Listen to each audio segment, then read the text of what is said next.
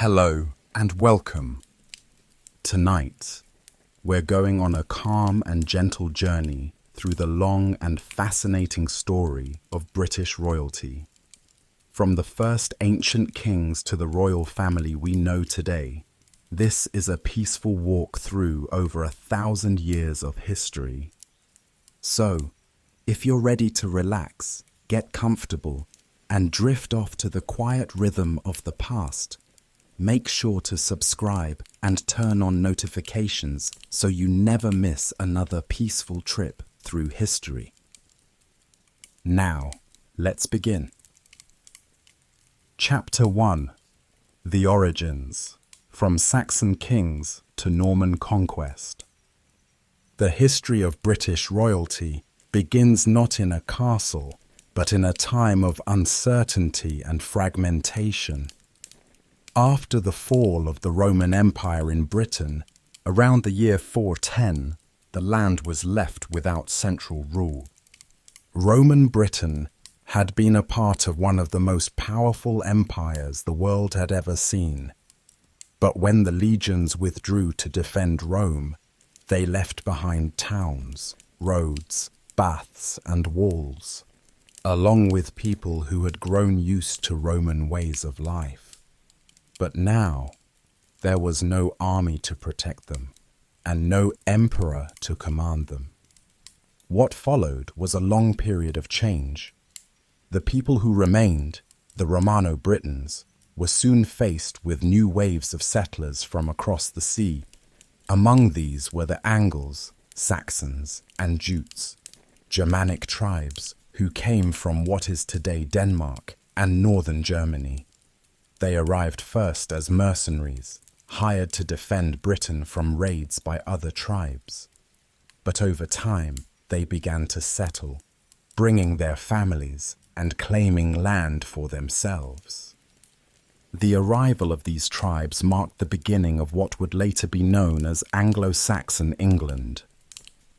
Over the 5th and 6th centuries, they established a number of independent kingdoms. Historians often refer to this period as the Heptarchy, meaning 7 kingdoms. These included Northumbria, Mercia, East Anglia, Essex, Kent, Sussex, and Wessex. Each kingdom had its own king, court, laws, and customs. The idea of one single ruler over all of England was still far away. Life in these early kingdoms was harsh and uncertain.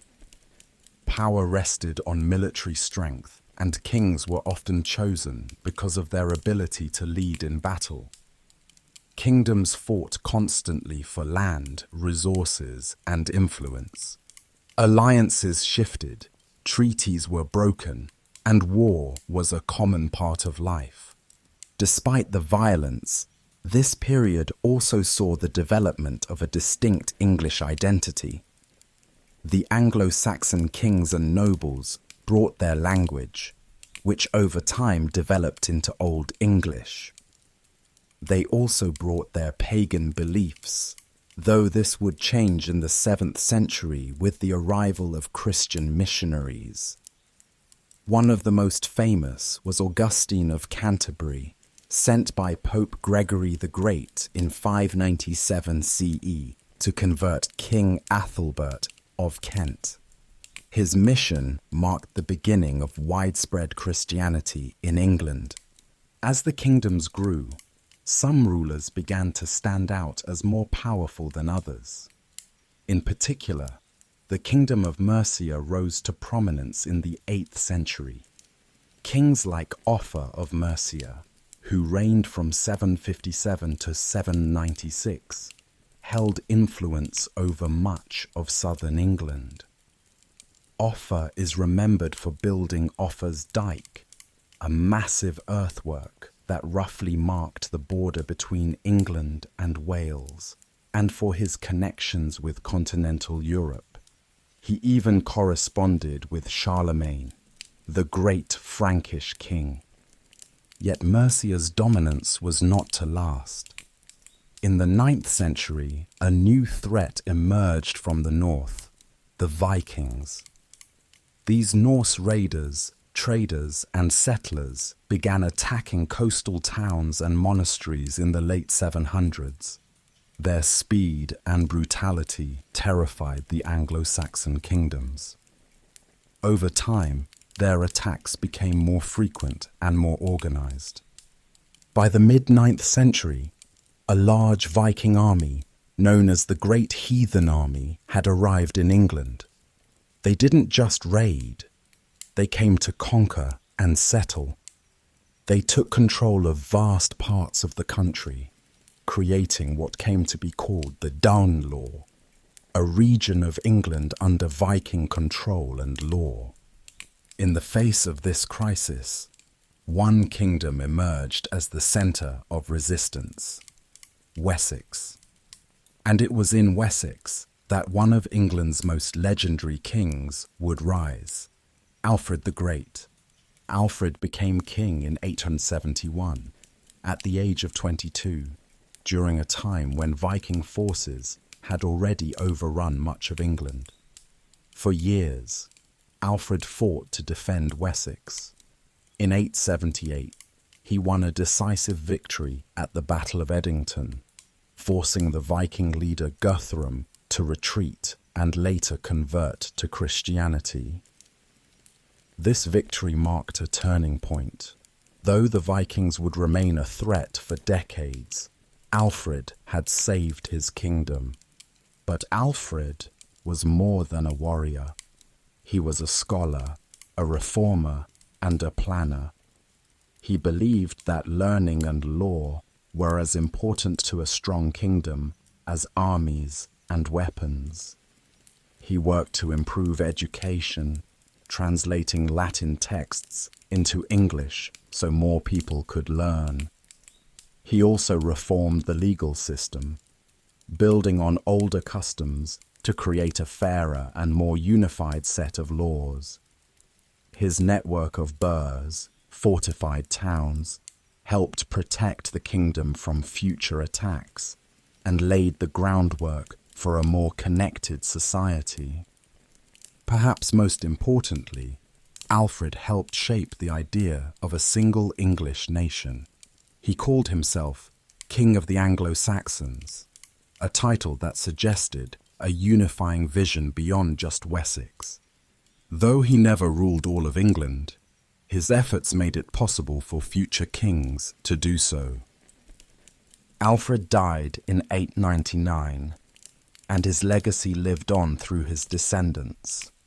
His son, Edward the Elder, and his grandson, Athelstan, would carry on his work. In 927, Athelstan achieved what his grandfather had started. He brought the remaining English kingdoms under one rule and is widely considered the first true king of England. Athelstan's reign was marked by further unification, diplomacy, and cultural development. He won battles against combined forces of Scots, Norse, and Welsh, helping to define the early boundaries of the kingdom. He also strengthened ties with other European powers through marriage alliances and exchanges of gifts. Though England was now a single kingdom in name, unity remained fragile. Power still depended on the strength of each ruler. The monarchy had no clear system of inheritance, and rival claims often led to conflict. As the 10th century came to a close, a familiar enemy returned. Viking raids resumed, this time led by powerful Danish kings. England again faced invasion, leading eventually to the rule of a Danish monarch over England itself. The beginning of the 11th century brought England into another period of foreign rule, as the Vikings returned, not as raiders, but as kings. The most powerful of these was Knut the Great, a Danish prince who became King of England in 1016 after years of conflict with the Anglo-Saxon king Edmund Ironside. Cnut was not the first Danish king to set his sights on England, but he was the most successful. After the death of Edmund, Cnut gained full control of the kingdom and ruled over what became known as the North Sea Empire, which included not only England, but also Denmark and Norway. He held power over a vast territory, linking the Scandinavian and Anglo-Saxon worlds through a single royal rule. Though a foreign conqueror, Cnut proved to be a capable and even popular king. He kept many of the existing English laws and customs in place, worked with the English nobility, and maintained peace and stability during his reign. He also supported the Christian church, building churches and monasteries and making pilgrimages. Cnut's rule showed that the idea of an English monarchy was now bigger than any one tribe or region. It was becoming a true institution, respected and recognized across Europe. But Cnut's death in 1035 brought uncertainty once again. His sons, Harold Harefoot and Harthacnut, struggled to maintain control, and by 1042 the crown had returned to the native Anglo-Saxon line in the form of Edward the Confessor, son of King Ethelred the Unready. Edward's reign marked the end of the Anglo-Saxon royal dynasty, and it was a time of quiet tension beneath the surface. Though seen as a pious and gentle ruler, he would later be canonized as a saint. Edward's time on the throne was defined by political maneuvering and questions of succession. Edward had no children, and without a clear heir, rival claims to the throne began to take shape long before his death. One of Edward's closest allies was Earl Godwin of Wessex, the most powerful nobleman in England. Godwin's family rose quickly in influence, and Edward eventually married Godwin's daughter Edith. But the alliance was uneasy, and the question of who would succeed Edward grew more pressing. By this time, another powerful figure had entered the picture: William, Duke of Normandy. William was a distant relative of Edward and claimed that Edward had promised him the English throne. Whether this promise was truly made remains a mystery, but William believed it deeply, and he had the strength and ambition to make it happen. Edward the Confessor died in January 1066. With no direct heir, the English nobles quickly crowned Harold Godwinson, Earl of Wessex, as king. Harold was a strong and experienced leader, and he had support from many of the English nobility. But his rule would be brief and contested from the very start. Later that same year, in one of the most dramatic moments in British history, William of Normandy launched an invasion. On October 14th, 1066, the two armies met at the Battle of Hastings. Harold's forces fought bravely, but late in the day, Harold was killed, according to legend, struck in the eye by an arrow. With his death, the English line of kings came to an end. William claimed the crown and became William I of England, known to history as William the Conqueror. His victory didn't just change who wore the crown, it changed the very nature of the monarchy itself. The Norman Conquest introduced new language, customs, and systems of power. Norman French became the language of the court and law. A new class of nobles replaced much of the old Anglo-Saxon elite. The structure of landholding, justice, and administration was transformed.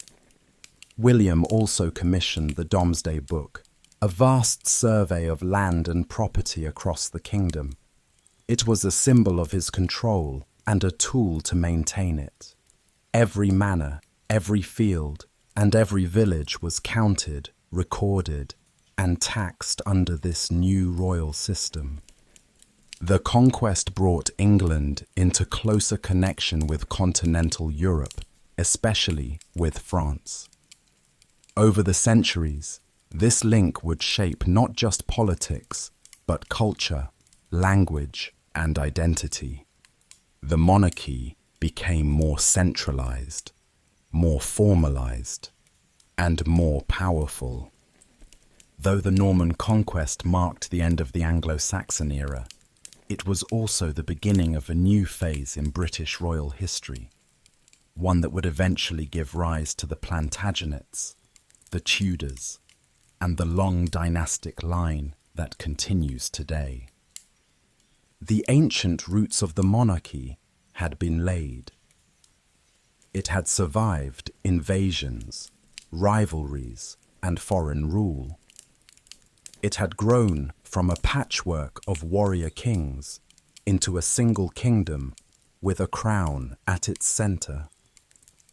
Now, under Norman rule, that crown would take on new weight and meaning, becoming not just a symbol of power, but the heart of a nation. Chapter 2: Medieval Majesty, Plantagenets, Power Struggles, and the Magna Carta. The death of William the Conqueror in 1087 did not end the era of change. It only began a new chapter. William had forever altered England, reshaping its governance, culture, and aristocracy. But his legacy, like many that would follow, led to rivalry and unrest. His kingdom was split between his sons, with England going to William II and Normandy to Robert Curthose. From the very beginning, the Plantagenet era would be defined by family conflict. William II, known as William Rufus, ruled with strength but little popularity. He was often at odds with the church and with the Anglo-Norman nobility. His sudden death in 1100, killed by an arrow while hunting in the New Forest, was shrouded in suspicion. Though officially called an accident, some believed it was an assassination. He was succeeded by his younger brother, Henry I, who wasted no time in securing the crown. Henry quickly moved to gain support by issuing the Charter of Liberties, a forerunner to the Magna Carta. He also married Matilda of Scotland, linking the Norman and Anglo-Saxon royal lines. His reign brought relative stability and administrative reform. But tragedy struck in 1120 when Henry's only legitimate son, William, died in the White Ship disaster, leaving the succession uncertain. Henry named his daughter, Empress Matilda, as his heir, an extraordinary choice in an era where female rule was virtually unthinkable. But when Henry died in 1135, his nephew Stephen of Blois seized the throne. What followed was a brutal civil war known as the Anarchy, a time when England was torn apart by conflict. Barons chose sides. Castles were built and destroyed.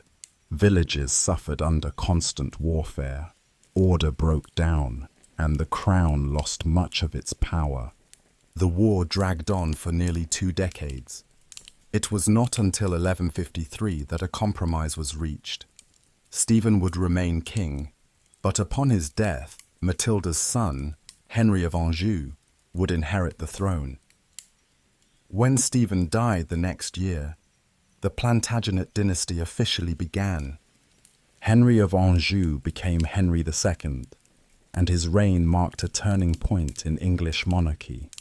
Henry was a fierce and intelligent ruler who sought to restore royal power after the chaos of civil war.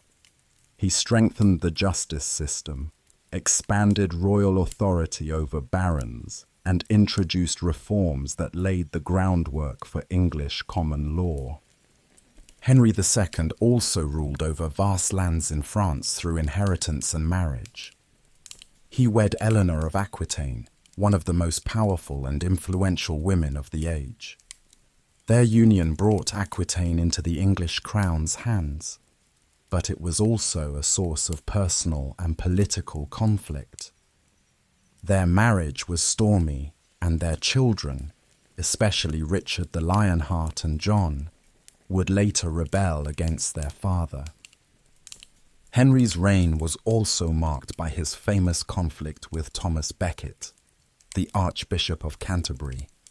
Once a close friend, Becket became an opponent after being appointed to the church. Their dispute over the rights and privileges of the church escalated, and in 1170, Becket was murdered by Henry's knights in Canterbury Cathedral. The king denied ordering the killing, but the event shocked the Christian world. Henry was forced to do public penance, and Becket was later declared a saint. When Henry II died in 1189, his son Richard I, known as Richard the Lionheart, took the throne. Richard is remembered as a bold and chivalrous warrior, more at home on the battlefield than in court. He spent much of his reign away from England, fighting in the Third Crusade against Muslim forces in the Holy Land. His absence left the country in the hands of ministers, and his capture on the return journey, held for ransom by the Holy Roman Emperor, placed a heavy financial burden on the kingdom. Richard died in 1199, leaving the crown to his younger brother John, whose reign would become one of the most infamous in English history. When John became king in 1199, he inherited not only the English crown, but also a complex web of territories, rival claims, and discontent. His rule would soon unravel much of what his father, Henry II, had built. John's personality and leadership style were central to his troubled reign. He was suspicious, often cruel, and frequently at odds with his nobles, clergy, and even his own family. The early years of John's reign were dominated by war in France. The lands his father had ruled, the vast Angevin Empire, included Normandy, Anjou, Maine, and Aquitaine. These territories gave England an enormous presence on the continent. But John struggled to hold them. In 1204, he lost Normandy to Philip II of France, a major blow to English power and pride. Other lands followed. His failure to defend these holdings earned him the nickname John Lackland. John's relationship with the church also turned into open conflict. In 1205, when the Archbishop of Canterbury died, John rejected the Pope's nominee, Stephen Langton, and tried to appoint his own candidate. Pope Innocent III responded by placing England under interdict, which meant that church services and sacraments were suspended. This was a serious matter in a deeply religious age. Eventually, the Pope excommunicated John himself. Desperate to regain favor and facing threats of French invasion, John finally submitted to the Pope in 1213, recognizing England as a papal fief and paying annual tribute to Rome. This act restored his standing with the church, but deepened resentment among the nobility. John's heavy taxation, military failures, and disregard for baronial rights created widespread discontent. By 1215, tensions had reached a breaking point. A group of powerful barons rebelled against the king and forced him to negotiate. The result was one of the most famous documents in English history, the Magna Carta. Signed at Runnymede in June 1215, the Magna Carta was not originally intended as a grand declaration of liberty. It was a practical peace agreement between the king and his rebellious barons, yet it contained key ideas that would echo through the centuries, that even the king was subject to the law, that free men had certain rights, and that the monarch could not levy taxes without consent. Though John soon sought to annul the charter, triggering civil war once again, the Magna Carta survived. It was reissued and reaffirmed in later reigns, becoming a cornerstone of constitutional government. It set a precedent for future legal protections, such as trial by jury and protection from unlawful imprisonment. John died in 1216 during the Civil War, leaving the throne to his 9-year-old son, Henry III. The country was in chaos, and a French prince had even been invited by rebel barons to take the English crown. But loyalist forces rallied around the young king. Under the guidance of skilled advisors like William Marshall, England stabilized. Henry III ruled for over 50 years, one of the longest reigns in medieval English history. He loved art, architecture, and religion, and he rebuilt Westminster Abbey in grand Gothic style. However, his rule was marked by poor financial management, foreign favoritism, and conflicts with the nobility. In the 1250s, dissatisfaction boiled over once again. Led by Simon de Montfort, the barons demanded reforms. This led to the provisions of Oxford, an early attempt to establish a council to oversee royal decisions. When Henry resisted, war broke out. In 1264, de Montfort defeated and captured the king at the Battle of Lewes and briefly ruled England in Henry's name. A year later, royalist forces led by Henry's son, Edward, defeated and killed de Montfort at the Battle of Evesham, restoring royal authority. Edward, who had shown strength and leadership in the conflict, would soon become king. When Henry III died in 1272, Edward I inherited a more stable but still fragile monarchy. Edward was a strong and ambitious king, sometimes known as the Hammer of the Scots. He reformed the legal system, created a more structured model of parliament, and launched military campaigns in Wales and Scotland. Edward's conquest of Wales was brutal and complete. He built a series of massive stone castles, including Caernarfon, Conwy, and Harlech, to secure his control. In Scotland, his efforts were less successful. Though he won key battles, resistance persisted under leaders like William Wallace and Robert the Bruce. Edward died in 1307 while marching north to continue the war. He was succeeded by his son, Edward II, whose reign marked a decline in royal authority. Edward favored a small group of friends and advisors, alienating the powerful barons. His close relationship with Piers Gaveston, a French knight, caused particular resentment. After years of conflict, Gaveston was captured and executed by angry nobles. Edward's rule grew more unstable, especially after military failures against the Scots. In 1314, the English suffered a major defeat at the Battle of Bannockburn, where Robert the Bruce secured Scottish independence. Discontent with Edward continued to grow. Eventually, his own wife, Isabella of France, joined forces with her lover, Roger Mortimer, to depose the king in 1327. Edward II was forced to abdicate in favor of his son, Edward III, and was later murdered in captivity under mysterious circumstances. Edward III's reign would usher in a new era of royal ambition, warfare, and transformation. But for now, The Plantagenet line had proven itself capable of both great reform and great failure. The monarchy had survived civil wars, foreign invasions, and internal rebellions. It had learned to share power with Parliament and the nobility, even as it tried to maintain authority. The Magna Carta, once a temporary solution to a king's misrule, had become a lasting symbol of balance between crown and people.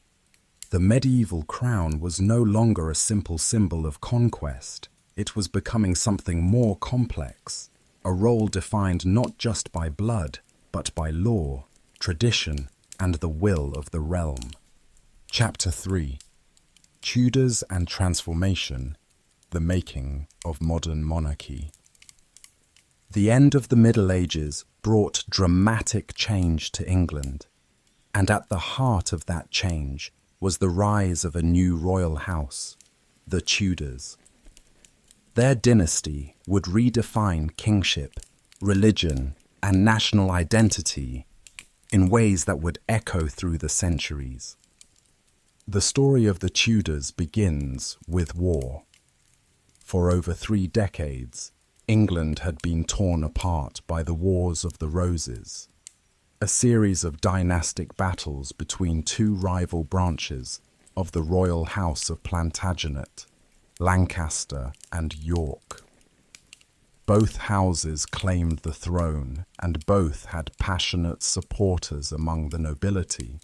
These wars saw the crown pass from one hand to another, often through bloodshed. Kings were overthrown, exiled, or killed. Battles like Towton, Tewkesbury, and Bosworth Field turned England into a battlefield, leaving a weary and fractured kingdom. In 1485, at the Battle of Bosworth, a new contender emerged victorious: Henry Tudor, a distant claimant from the House of Lancaster. He defeated and killed King Richard III, the last Yorkist king, bringing the Wars of the Roses to an end. Henry was crowned Henry VII, the first king of the Tudor dynasty. To strengthen his claim and unify the realm, he married Elizabeth of York, daughter of Edward IV. This marriage symbolically joined the warring houses and gave rise to the famous Tudor rose, a blend of the red rose of Lancaster and the white rose of York. Henry VII was a cautious and intelligent ruler. He knew how fragile his position was and worked carefully to secure his reign. He limited the power of the nobility, increased the crown's financial strength, and used diplomacy to avoid war. His reign was relatively peaceful, and he left the kingdom stable and rich, a rare achievement for a man who had won his crown in battle. When Henry VII died in 1509, the throne passed to his son, Henry VIII, one of the most famous and controversial monarchs in English history. At just 17 years old, Henry VIII was tall, athletic, charming, and full of promise. He loved music, hunting, and sport, and he was well educated and deeply involved in the politics of his kingdom. In his early years, Henry was seen as a model Renaissance prince, but his reign would soon become defined by personal desire, religious upheaval, and political drama. Most famously, Henry VIII would have 6 wives and break England from the authority of the Catholic Church in the process. Henry's first wife was Catherine of Aragon, the Spanish princess who had previously been married to his older brother Arthur. Their marriage lasted over 20 years and produced one surviving child, Mary. But as time passed and no male heir was born, Henry grew restless. He became convinced that his marriage was cursed and sought an annulment. When the Pope refused to grant it, Henry took a dramatic step. In 1534, He declared himself supreme head of the Church of England, breaking with Rome and starting the English Reformation. This was a turning point, not only in Henry's reign, but in English history. The king was now the head of both the state and the church, a concentration of power unlike anything before. Henry married Anne Boleyn, who gave birth to a daughter, Elizabeth, but no son. Anne was later executed on charges of adultery and treason. His third wife, Jane Seymour, finally bore him a male heir, Edward, but died shortly after childbirth. Henry would go on to marry 3 more times: Anne of Cleves, Catherine Howard, and Catherine Parr, but his desire for a stable male succession always haunted him. In his final years, Henry grew ill and increasingly paranoid, ruling with fear and strict control. By the time Henry died in 1547, he had changed the country forever.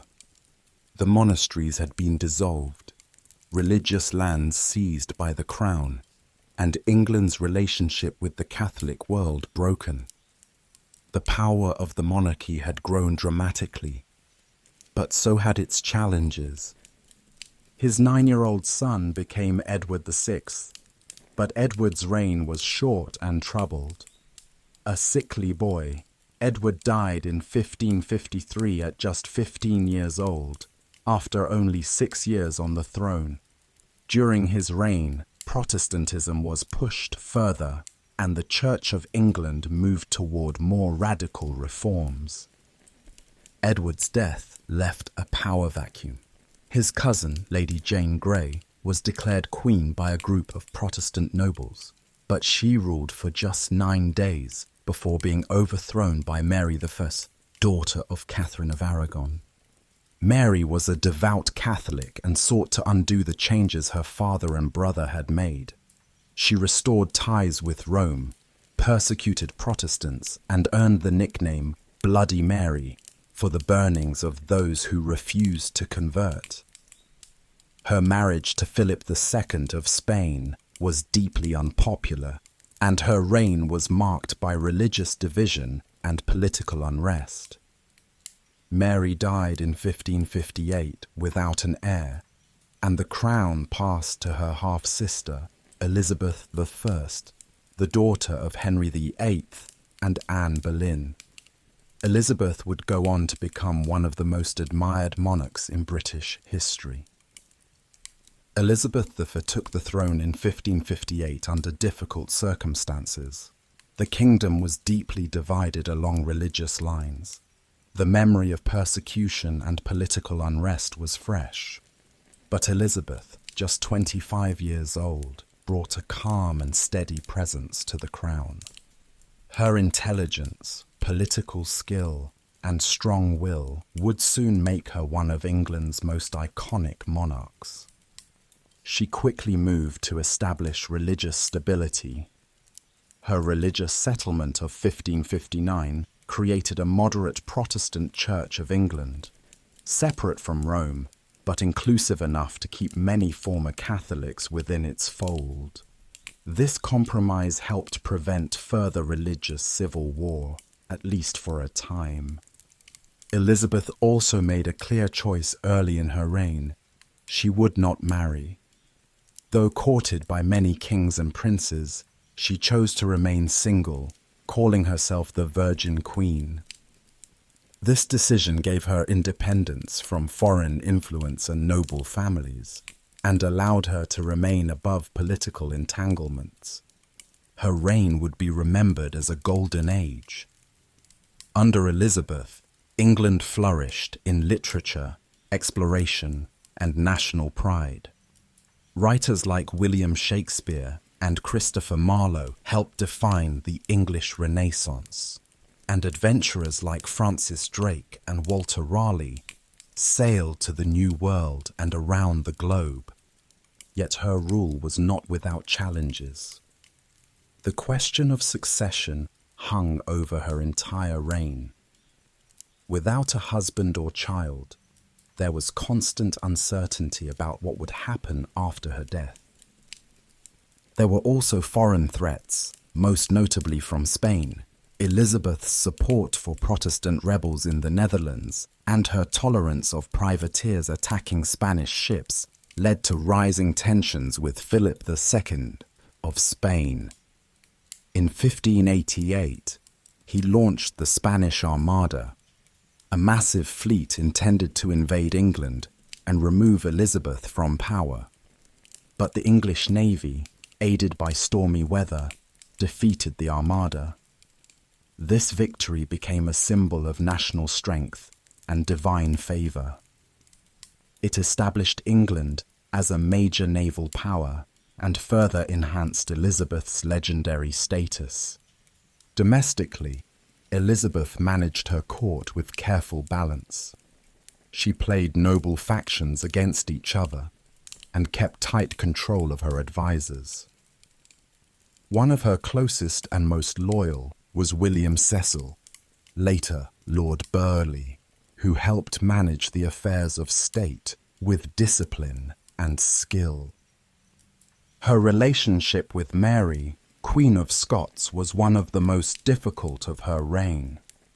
Mary was Elizabeth's cousin and a Catholic with a strong claim to the English throne. After being forced to abdicate her own Scottish crown, Mary fled to England seeking protection, but she became a focus for Catholic plots to replace Elizabeth. In 1587, after years of imprisonment and pressure from her advisors, Elizabeth signed Mary's death warrant. Mary was executed for treason, an act that haunted Elizabeth for the rest of her life. As Elizabeth aged, her once glorious court became quieter and more cautious. Trusted advisors died, new favorites came and went, and the burdens of leadership weighed heavily on her. In her final years, she grew more isolated and public enthusiasm faded.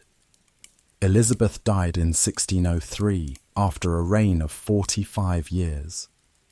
She left no direct heir, but she left behind a kingdom more powerful, more unified, and more self-assured than it had been in generations. Her death marked the end of the Tudor dynasty, but it was not the end of the Tudor legacy. The crown passed to her cousin James VI of Scotland, who became James I of England, uniting the crowns of England and Scotland under one monarch for the first time. This new chapter will be known as the Stuart era, and with it would come new challenges, religious unrest, civil war, and the question of how much power a king should really hold. But for now, the Tudor period stood as a defining age in English history.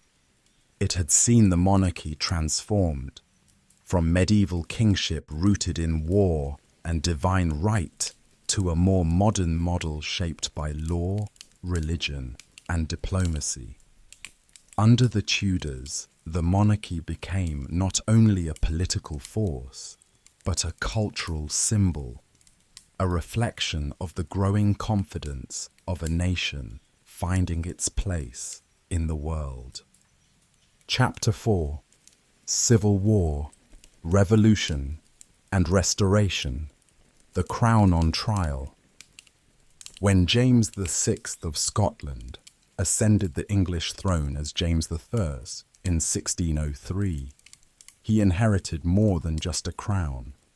He inherited a country that had grown accustomed to strong monarchs like Elizabeth I, but also one increasingly aware of its own voice, especially through Parliament. James's reign would be the beginning of a century filled with arguments about who truly held power in England, the king or the people. James was the first monarch of the House of Stuart in England. He had ruled Scotland since infancy and was well versed in the challenges of monarchy. He believed deeply in the divine right of kings, the idea that monarchs were chosen by God and accountable only to him. This belief often put him at odds with Parliament, which was growing in confidence and influence.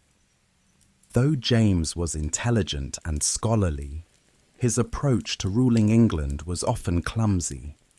He raised taxes without consent, clashed with Puritans who wanted further religious reform, and surrounded himself with unpopular favourites.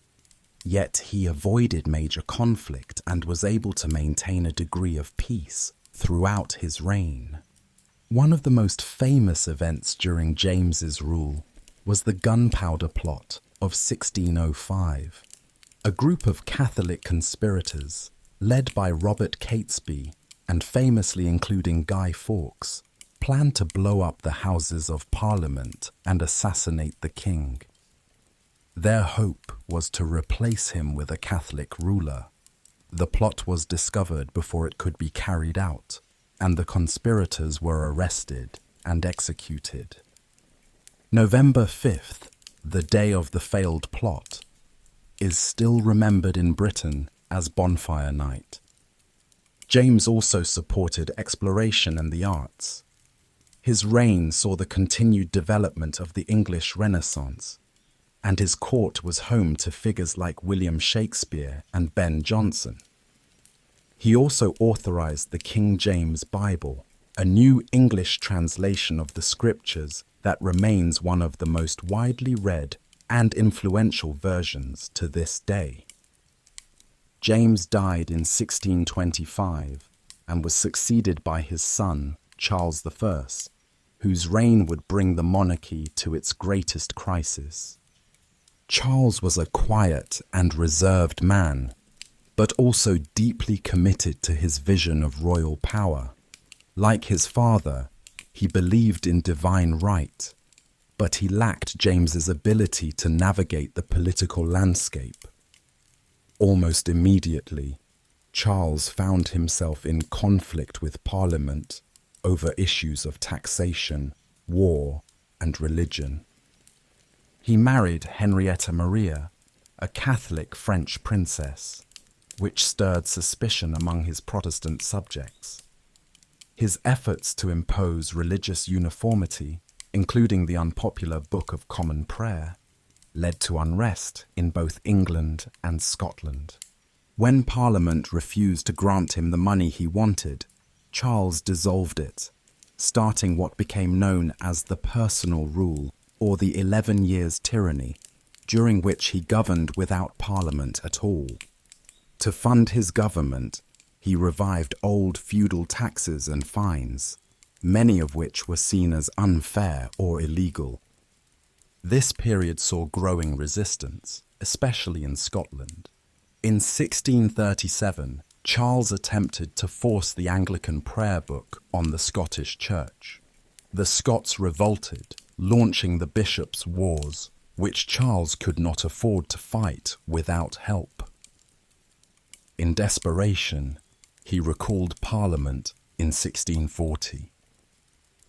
This Parliament, known as the Long Parliament, quickly moved to limit the king's powers. Tensions mounted, protests filled the streets, factions hardened on both sides. In 1642, after months of failed negotiations and rising anger, civil war broke out between the forces of the king, called Royalists or Cavaliers, and the forces of Parliament, known as Parliamentarians or Roundheads. The English Civil War was not a single battle, but a long and bitter conflict that would tear the country apart. Families were divided, towns were besieged, and the very foundation of monarchy was put to the test. At the heart of the conflict was a fundamental question: who should have the final say in how a nation is governed? The king, appointed by God, or a parliament chosen by the people?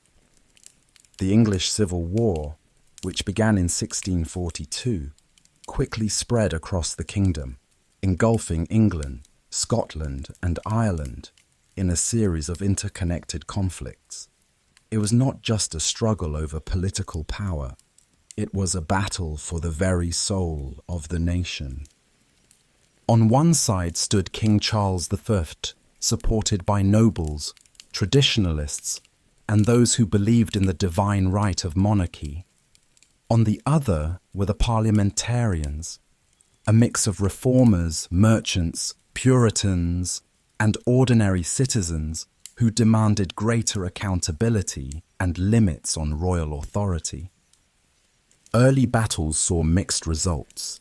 The royalists had strong leadership and cavalry, while the parliamentarians had better resources and growing support in towns and cities.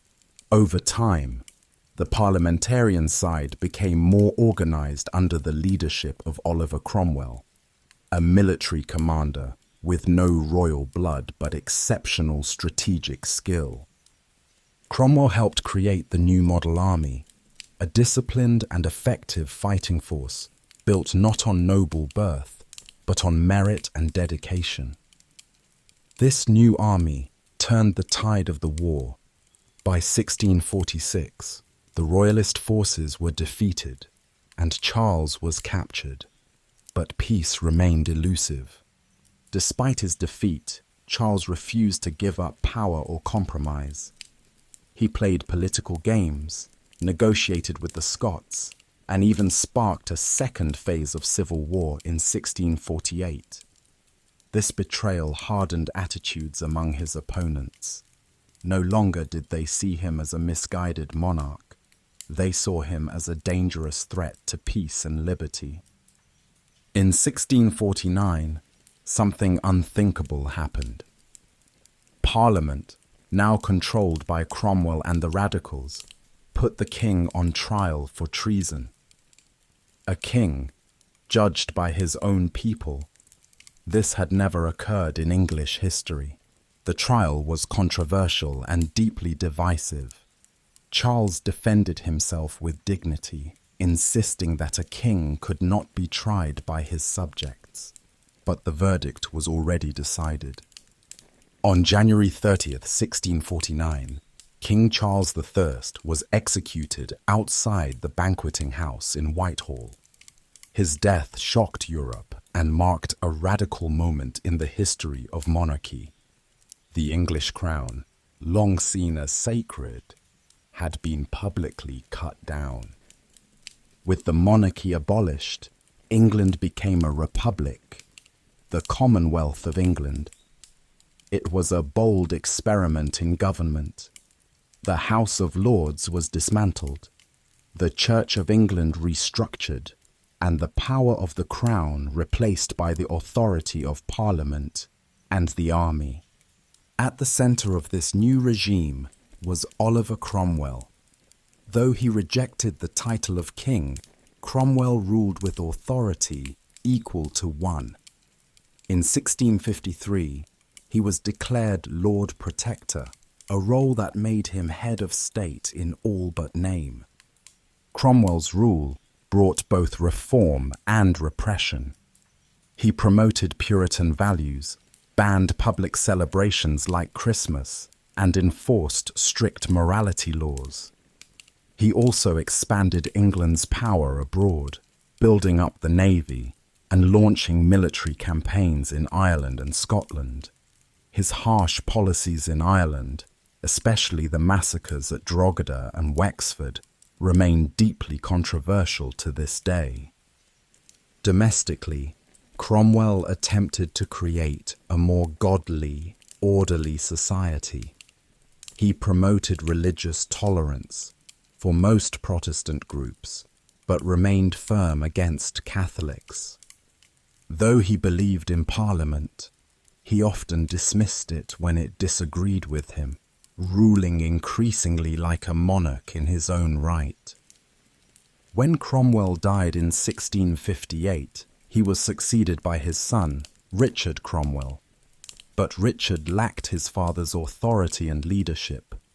Without strong guidance, the Commonwealth quickly began to collapse. Factions emerged. Army leaders quarreled. The people, weary of war and strict rule, longed for stability.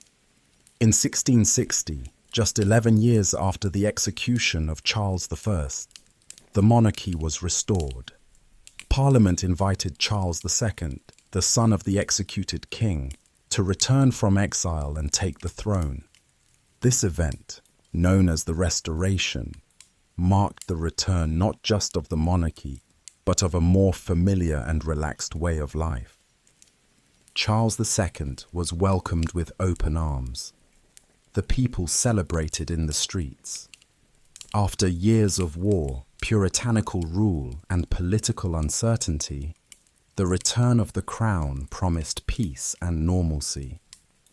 Charles II, known as the Merry Monarch, brought charm, wit, and a love of art and culture to the court.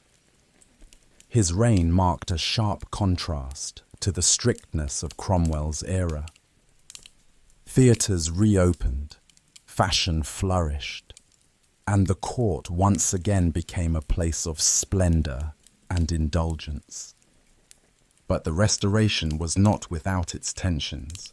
Though Charles avoided the mistakes of his father, his reign was marked by ongoing religious and political struggles. He faced conflict with Parliament, fears of Catholic plots, and pressures to define the limits of royal power. The most serious crisis came toward the end of his reign, when it became clear that his brother and heir, James, Duke of York, was openly Catholic.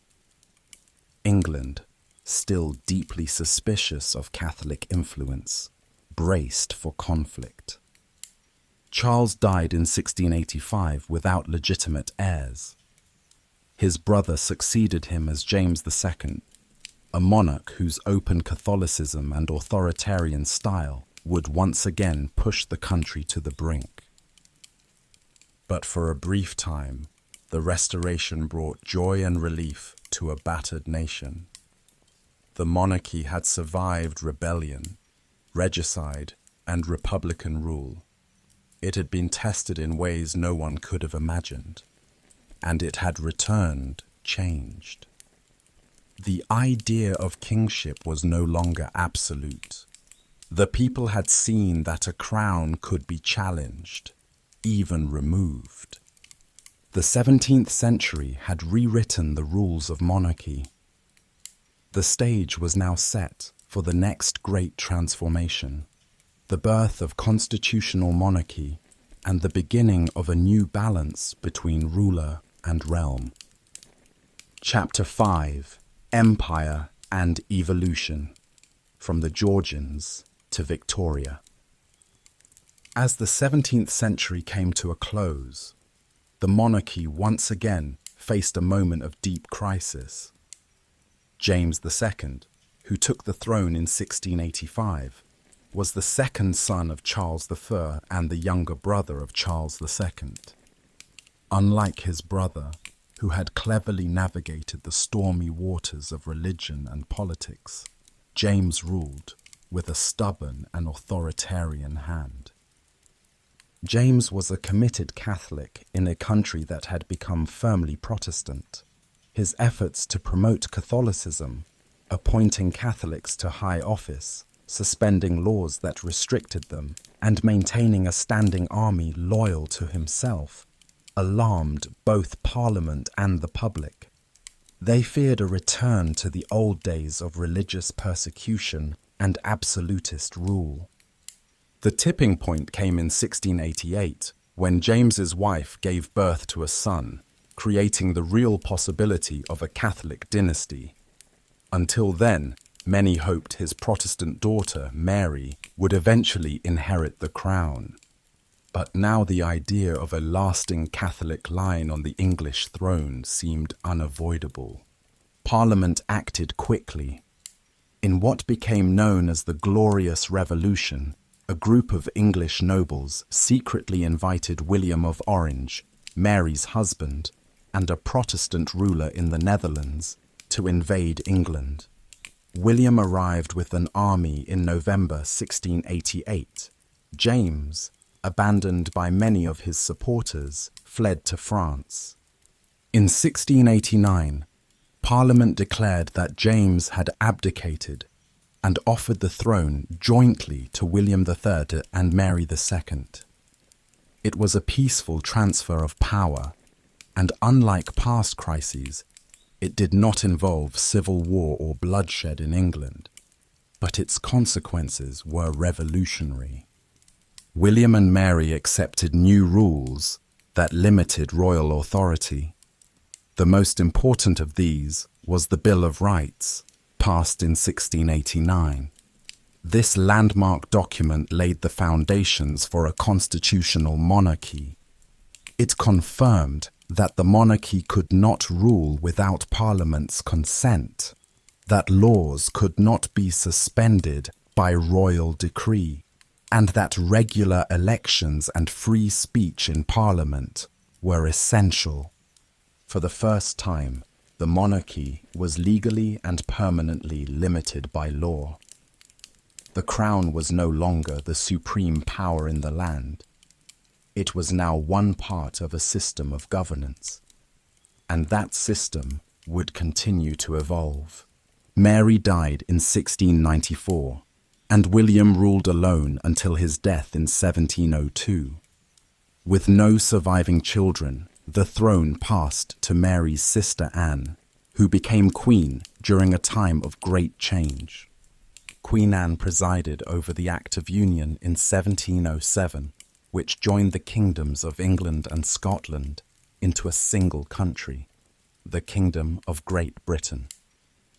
This political union was driven by economic and security concerns, and it created a new British identity that would shape the nation's path forward. Anne was a popular monarch, but her personal life was marked by tragedy. She endured numerous pregnancies, yet none of her children survived to adulthood. When she died in 1714 without an heir, a new dynasty had to be found. To ensure a Protestant succession, Parliament had already passed the Act of Settlement in 1701. This law barred Catholics from the throne and named Sophia of Hanover, a granddaughter of James I, as the next in line. Sophia died shortly before Anne, so the crown passed to her son, George I, the first king from the House of Hanover. George I was a German prince who spoke little English and was unfamiliar with British customs. Though technically king, much of the actual governing was handled by ministers and parliament. His reign marked a turning point in the relationship between crown and government. It was during George I's time that the role of prime minister began to emerge. Robert Walpole, who held office during both George I and George II, is widely regarded as the first true prime minister of Britain. He led government policy and managed parliament, while the monarch became increasingly symbolic and ceremonial. George II continued these trends, but it was under George III, who reigned from 1760 to 1820, that Britain faced some of its most significant challenges and changes.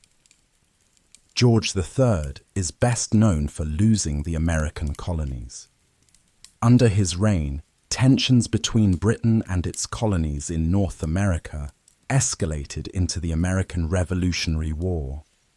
Despite military efforts and initial support, Britain was forced to recognize American independence in 1783. It was a huge blow to the empire and to George personally. Yet George III remained deeply devoted to his role. He was interested in science, agriculture, and education, and he worked hard to be a moral and respectable king. But in later life, he suffered from serious health issues, including mental illness, which led to periods of incapacity.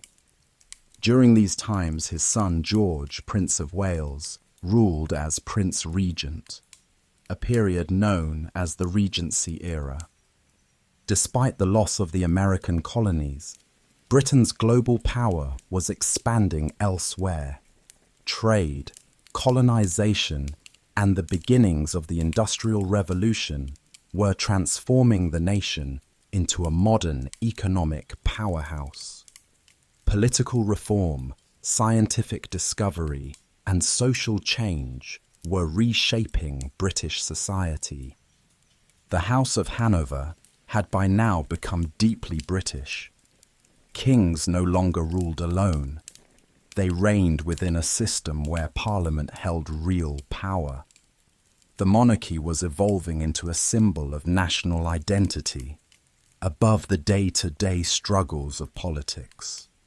When George III died in 1820, his son became George IV, a monarch known more for extravagance than for leadership. His reign, and that of his successor William IV, were relatively short and transitional, but they set the stage for the rise of one of the most iconic monarchs in history, Queen Victoria. When George IV took the throne in 1820, the British monarchy was in a delicate position. The crown had survived revolution, rebellion, and reform, but now it faced a new kind of challenge: how to remain relevant in a society that was changing faster than ever before. George IV had already ruled as Prince Regent during his father's long illness, and by the time he officially became king, he was already deeply unpopular in many quarters. Known for his extravagant lifestyle, love of fashion, and scandalous behavior, George was a far cry from the model of royal restraint the public had come to expect. His lavish spending on buildings like Brighton Pavilion and his personal life, marked by estranged relationships and political indifference, alienated both Parliament and the common people. Despite these personal flaws, his reign witnessed cultural and artistic flourishing. The Regency period produced major advances in literature, architecture, and style. Authors like Jane Austen captured the changing nature of English society with wit and precision. Scientific discoveries and industrial innovations continued to transform daily life, while the empire expanded across the globe. George IV died in 1830, and the crown passed to his brother, William IV. William, known as the Sailor King for his early naval career, was more modest and unpretentious than his brother. Though not a powerful political figure, William presided over one of the most significant reforms in British history, the Reform Act of 1832. This act, passed after years of protest and public pressure, reshaped the British electoral system. It abolished rotten boroughs, tiny constituencies with few voters but large influence, and extended voting rights to more of the middle class. It marked the beginning of a slow but steady shift toward modern democracy in Britain. Though the monarchy had little direct control over these changes, its ability to adapt and coexist with the changing political order helped preserve its position. William IV died without a surviving legitimate heir in 1837. This brought an end to his line and ushered in a new era, one that would define the 19th century and leave a lasting legacy. His niece, Alexandrina Victoria, became queen at the age of 18. She would go on to rule for over 63 years in what became known as the Victorian era. When Queen Victoria came to the throne, Britain was a constitutional monarchy in both name and practice. Parliament made the laws, The Prime Minister and Cabinet directed policy. The monarch was a symbolic leader, offering continuity and tradition in a rapidly changing world. But symbols matter, and Victoria, though young and untested, would come to represent an entire age of transformation. In her early years, she leaned heavily on her advisors, especially the capable and experienced Lord Melbourne, who served as her first Prime Minister. Victoria also grew close to Prince Albert of Saxe-Coburg and Gotha, her cousin from Germany. They married in 1840, and their partnership would become one of the most famous and influential royal marriages in history. Albert was not just a husband, he was a visionary. He championed science, education, industry, and the arts. He played a central role in organizing the Great Exhibition of 1851, held in the Crystal Palace in London, which showcased British innovation and imperial power to the world.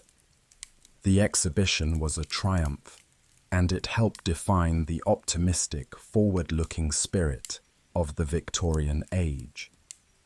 Victoria and Albert had 9 children, and their growing family became the image of moral respectability and domestic virtue. At a time when the country was experiencing the hardships of industrialization, overcrowded cities, harsh working conditions, and widening social divides, the royal family presented an image of stability, discipline, and family values. Under Victoria's reign, the British Empire reached its greatest extent. From India to Africa, Canada to the Pacific, Britain ruled over a quarter of the world's population. The Queen became a symbol not just of a country, but of an empire. An image that was promoted in everything from coins and stamps to public monuments and school books. Yet this era of expansion also brought deep contradictions. The wealth and power of the empire stood in stark contrast to the poverty of many of its workers.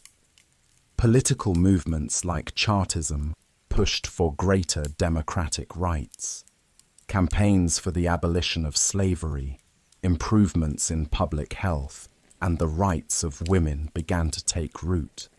Victoria herself, once hesitant about her role, grew into a commanding and respected figure. She learned to work with her prime ministers, from Melbourne to Disraeli to Gladstone, each of whom helped shape the policies and direction of the nation. Her correspondence with them showed a monarch deeply involved and invested in her role, even as she respected the limits of her power. The death of Prince Albert in 1861 was a turning point. Victoria was devastated. She withdrew from public life, wearing black for the rest of her life, and becoming known as the Widow of Windsor. For many years, she rarely appeared in public, and her absence sparked criticism and concern about the future of the monarchy. But even in mourning, Victoria remained influential. She maintained correspondence with world leaders, advised ministers, and shaped foreign policy behind the scenes. Slowly, she re-emerged into public life, and her later years were marked by renewed popularity. As Queen Victoria returned to public life in the latter half of her reign, her image was reshaped from a grieving widow to the living embodiment of empire. Her long years on the throne gave her an aura of permanence.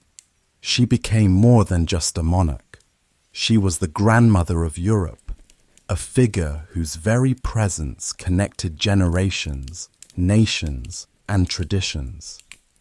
By the 1870s, Victoria was again participating in state functions, opening parliament, receiving dignitaries, and travelling throughout Britain and the Empire. Her Diamond Jubilee in 1897 marking 60 years on the throne, was a grand celebration of her enduring rule. The streets of London were filled with cheering crowds, while soldiers, representatives, and leaders from across the empire came to pay tribute. One of the most symbolic moments of her later years came in 1876, when she was given the title Empress of India by Prime Minister Benjamin Disraeli. This was more than a ceremonial honor. It reflected Britain's growing dominance in South Asia and Victoria's central role as a unifying figure in a global empire. Yet the empire she ruled over was complex and often troubled. While British power brought railroads, schools, and infrastructure to its colonies, it also imposed foreign rule, extracted resources, and ignored local traditions.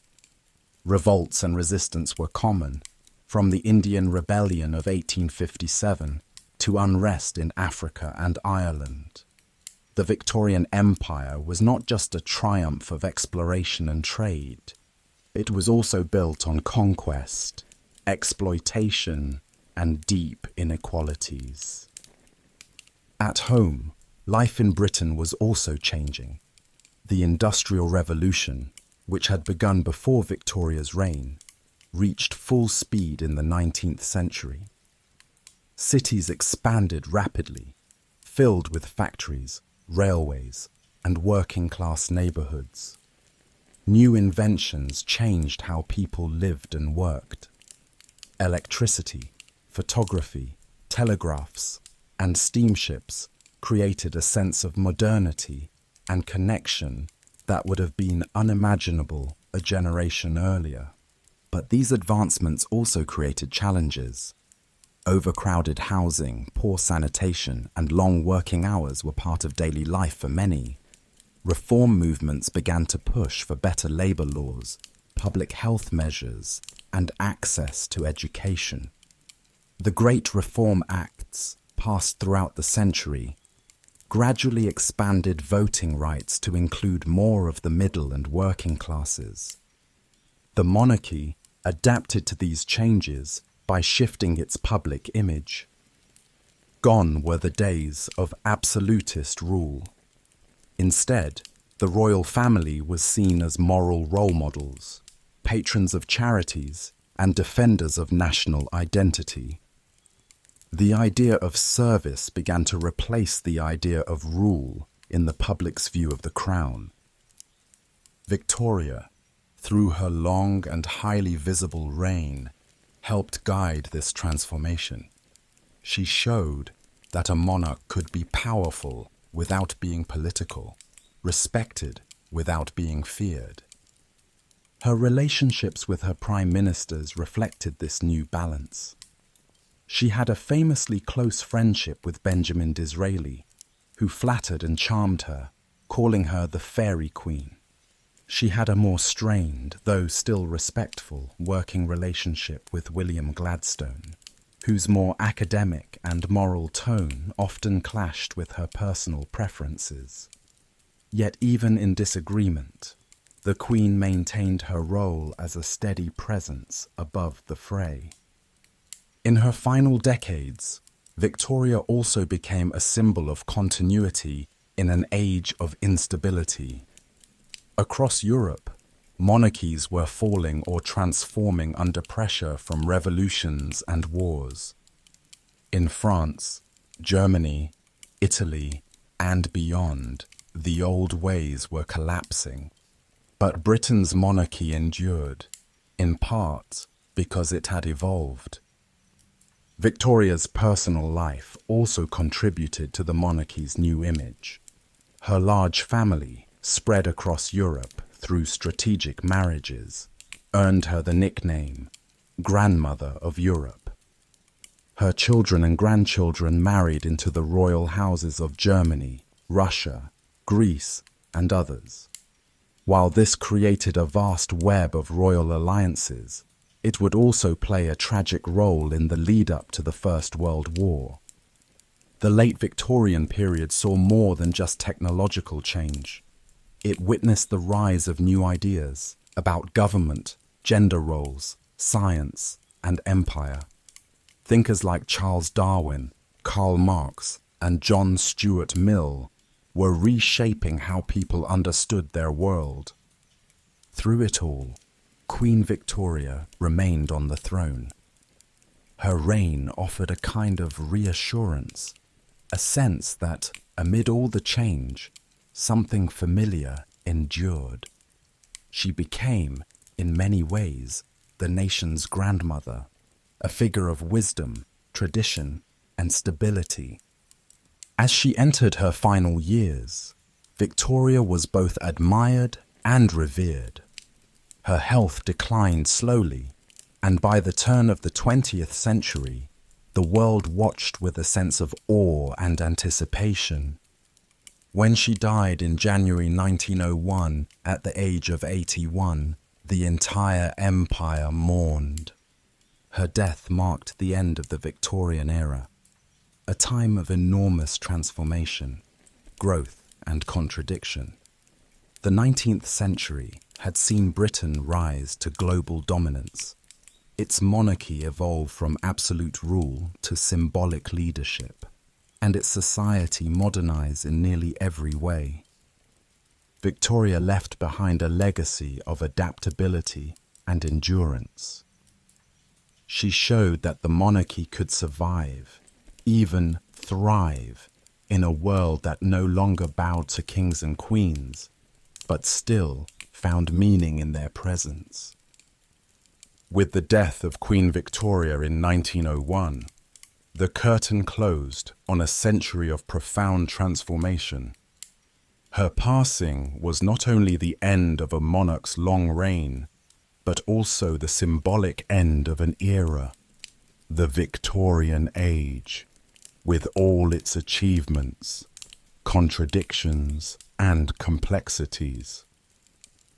Her son, Edward VII, took the throne, and with him began the Edwardian period, a brief but culturally vibrant chapter before the storms of the 20th century arrived. Edward VII had spent most of his life in the shadow of his formidable mother. Now king at nearly 60 years old, he embraced his role with dignity and charm.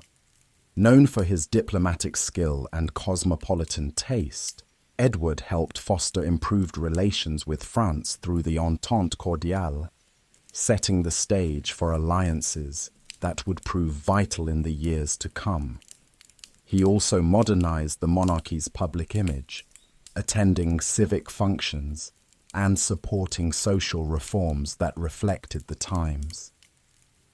But Edward's reign was short. He died in 1910, just 9 years after taking the throne, and his son became George V. George's reign would test the monarchy in ways not seen since the civil wars of the 17th century. In 1914, the world was plunged into the First World War, a conflict unlike any before it. Empires collapsed, entire cities were destroyed, and millions died in the trenches. The war reshaped Europe, and it placed immense strain on monarchies everywhere.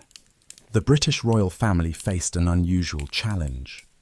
George V was closely related to many of the royal houses now fighting each other. Most famously, the German Kaiser Wilhelm II was his cousin. As anti-German sentiments surged in Britain, George made a dramatic change.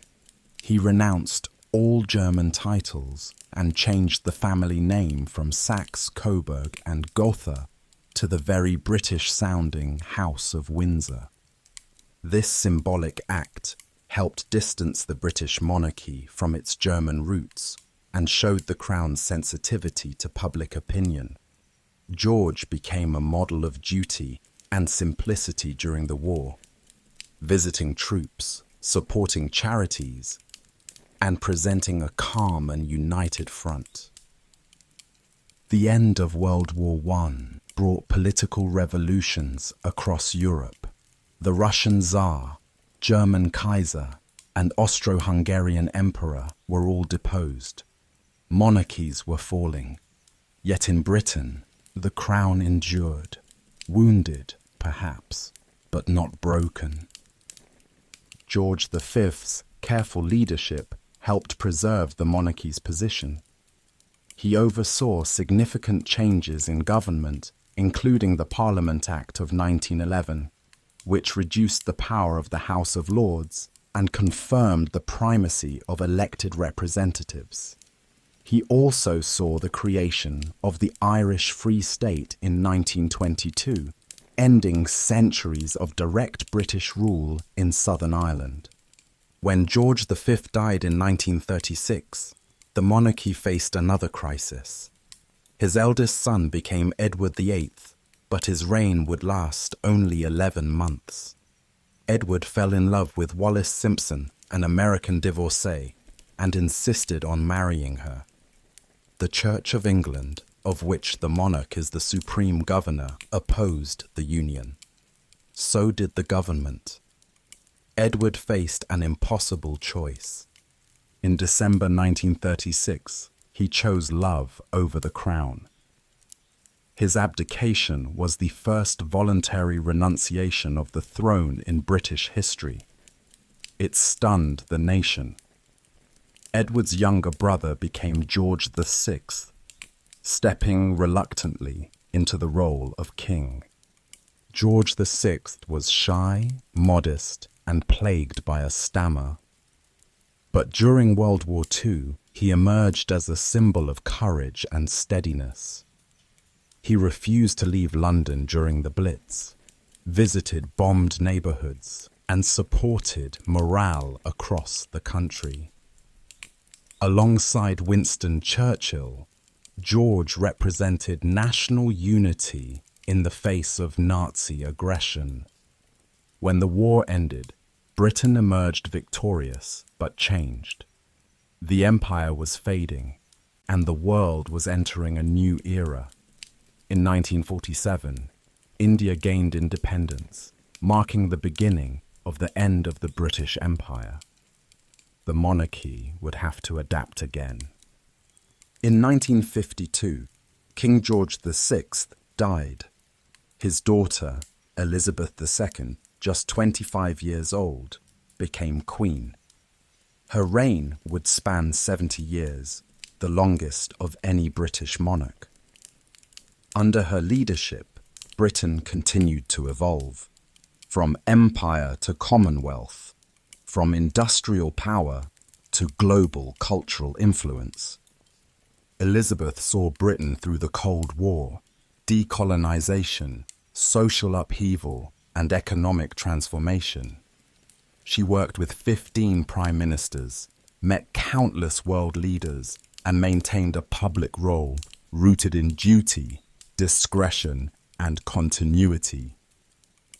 Her Jubilee celebrations in 1977, 2002, and 2012 showed the deep affection held by much of the public. Yet her reign was not without challenges. The monarchy faced criticism over its cost, its relevance, and its handling of family scandals, particularly after the death of Princess Diana in 1997.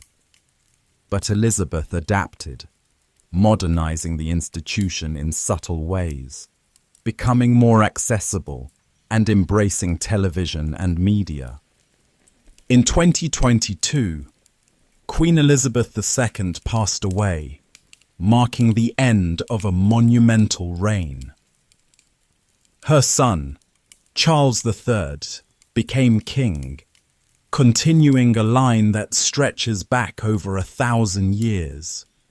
And so, from Alfred the Great to Charles III, the history of British royalty is not just a tale of crowns and titles. It's a reflection of a nation's journey through conquest, civil war, industrial revolution, and global transformation. It's the story of how one institution has changed with the times, sometimes slowly, sometimes suddenly, always adapting, always enduring. From kings in armor to queens in motorcars, from absolute rule to constitutional monarchy, British royalty has remained a thread through the fabric of history, a symbol of continuity in a world of constant change, and that is the full story of British royalty.